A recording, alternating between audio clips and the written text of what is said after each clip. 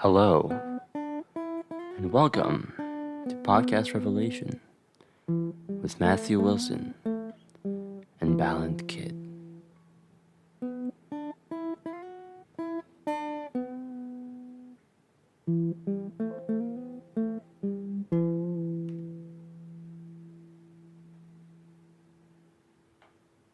Good morning, America. Good morning, Vietnam.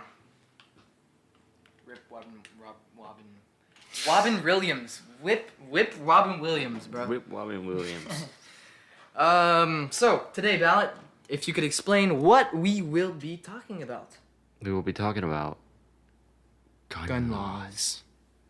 Shivers down my spine. Shivers down my spine. How about, because this is a topic that has been spoken of much before, we just skip straight to the simple answer. No. No. Don't ban them. Wait. Whoa. Wait. I mean, like... Don't or do ban. Shit. Big confusion. This is our simple opinion on gun laws. Yes. Guns are bad if they're semi-automatic because what's the point? It depends. Okay, so here's the thing. Yes, they should be banned. Mm-hmm. However, you can't. Yeah. You simply just can't do it because of the people. And you have to look up while you speak, otherwise the microphone won't pick I'm up. sorry, yes, the criminals and all that, you know. Yeah. Crazy stuff.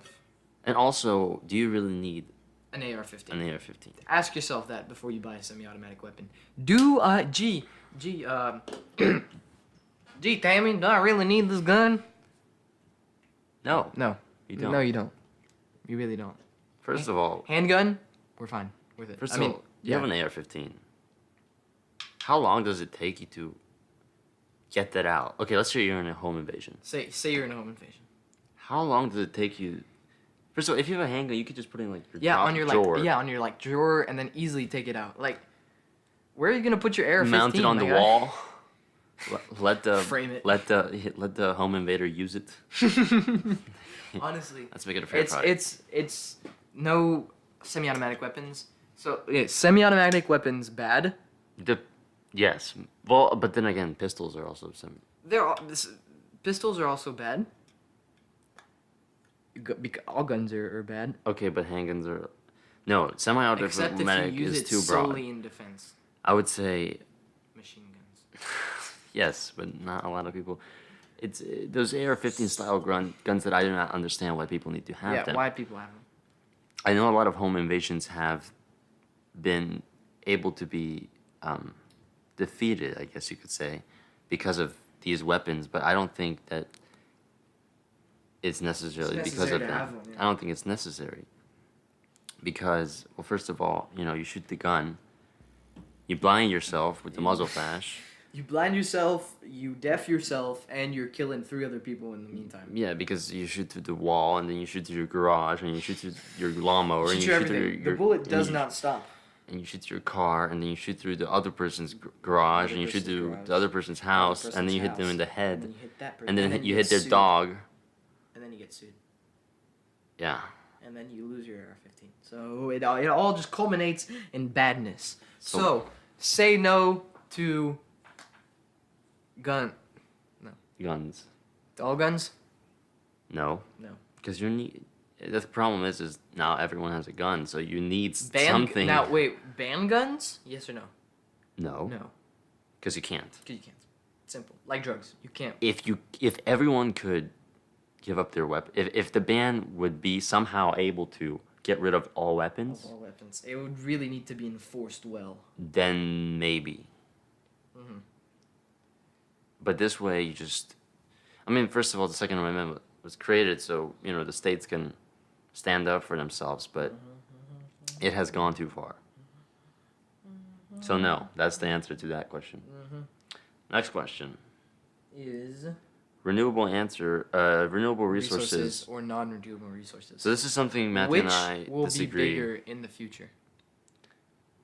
Well, no, that's not quite what we were talking about. What we were talking about in the next 40 years is 50. The next 50 years. 60. We said by 2050. So I'm giving you some leeway. 3,000. You said 2050. All right, fine. Fair enough. Fair enough. So 30 years. 2050 it is. Balint. He said that in 30 years, the world will predominantly be using renewable energy resources. You just look around, like more and more. Bless me. Thank you. More and more countries are advocating for renewable resources, and the countries have just so much.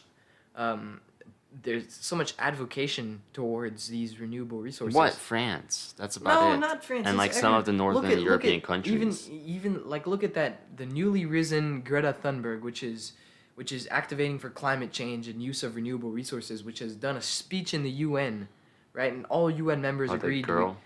All UN members agreed we need to do something. Okay, by the way, they just used that girl because she's small. Because she's small. But okay, yes, but they all agreed that they need to advocate for renewable resources, that they needed to do something. They all agreed. And I just think that they've got so much strain on them that it will be even Saudi Arabia is realizing it, because they're completely switching their economy to be unreliant on oil. Yeah. And more into solar powered. Yeah, but is China gonna give up the energy? Not all. You can't. Is you can't India count. gonna... You can't. Well, count yeah, but those on are all like some of the countries. biggest energy. I said most of the world. Will be okay, reliant. but most of the world. Well, China's most of the world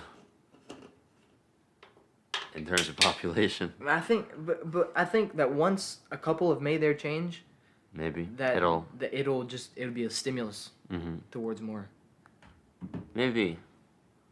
It's really hard to say because, well, first of all, coal is up insanely high right now in the United. Well, actually, it's going down. Now it's now most electricity in the U.S. is based on natural gas, while like 4 years back it was predominantly coal. And Trump tried to bring that whole America with coal. Oh yeah, back. and you see also like you have like most Democrats are also pushing for. More renewable energy. Like Bernie Sanders is really pushing. It's on good. Building It's more, good. It's good. And the whole Trump with the windmill. Oh yeah, it causes cancer. Look, I'm standing next to a windmill, and I'm already catching cancer. I can hear the cancer coming to me. Well,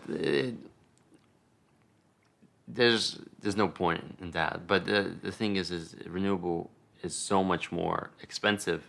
It is. And for a lot of these newly developing countries, it's not affordable. That's why I said 50 years is because. Well, 50 years is not, dude. Okay, first of all, that's why I said. But that's these why I said countries are not going to come out of poverty. They won't. And giving them free aid, like giving them free food, isn't helping because you're destroying the local economy. Well, exactly. Yeah, but the problem is that people think that it's just going to keep getting better, and it might.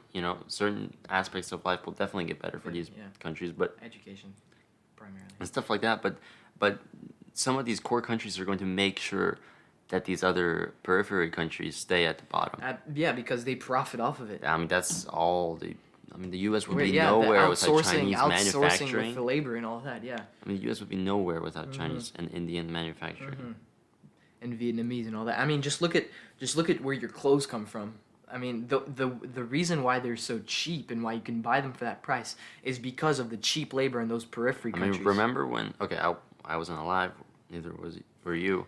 But when OPEC, I don't know if it was OPEC back then, but Saudi Arabia cut off oil supplies in the 1970s something to the U.S. Yeah. And the prices of gas tripled like overnight. So imagine that happening, but with manufactured products like your clothes. It'd be complete collapse.